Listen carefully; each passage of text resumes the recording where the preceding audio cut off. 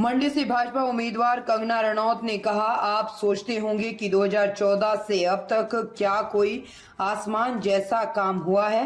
आप लोगों ने वो समय नहीं देखा है। उसके यानी देश के आजाद होने के कई दशकों बाद हम लोगों ने कुछ कच्चे पक्के मकान तो बना लिया, लेकिन फिर भी इस देश की आत्मा ग्रस्त थी।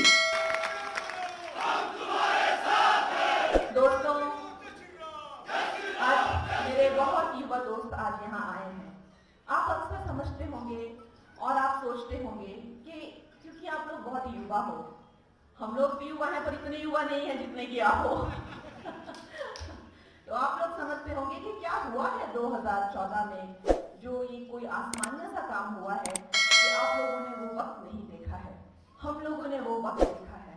जैसे हमारा देश जो है कई सदियों की गुलामी के बाद जब स्वतंत्रता से निकला था दोस्तों, तो उस टाइम पे एक मनुष्य की जो लाइफ एक्सपेक्टेंसी थी वो कितना जीवन जीता था, 28 साल तक का ऑन एन एवरेज जीवन जीता था। भूखमरी से ग्रस्त, रोगों से ग्रस्त और गरीबी से बहुत बुरी तरह से ये देश ग्रस्त था। उसके बाद समय बीता, कई दशक बीते, हम लोगों ने कुछ कच्चे पक्के मकान तो बना लिए, कुछ खाने को तो हमने जुगाड़ लिया, लेकिन फिर भी ये देश एक जैसे कोई क्रिपल्ड होता है, जैसे कोई ग्रस्त होता है, उस तरह से इस देश की आत्मा थी। वो ऐसा क्यों था? क्योंकि हमारा जो स्वाभिमान है, हमारा जो आत्मविश्वास था और हमारा जो आत्मसम्मान है, वो इन स्वतंत्रता ने तार तार कर दिया था। लेकिन जब यहाँ पर उसी विदेशी सोच विचार वाली सरकार आई, उन्हीं की एक एक्सटेंशन या उन्हीं की एक सरकार वो कही जा सकती है, वो महिलाएं भी विदेशी मूल की थी, उनकी सोच भी, जो उनके सब कर्मचारी थे वो भी विदेशी मूल की ही सोच रखने वाले थे। उन्होंने हमारे आत्मसम्मान को झंझोड़ के रख दिया।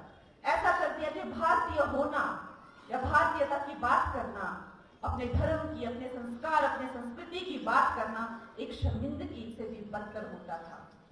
लेकिन इस बात पर हमारे प्रधानमंत्री ने लाल किला से बोला और उन्होंने इस मानसिकता को, जो कि हमारे जो चेतना शक्ति है उस पर एक घाव की तरह है, उन्होंने इसे एक नाम दिया।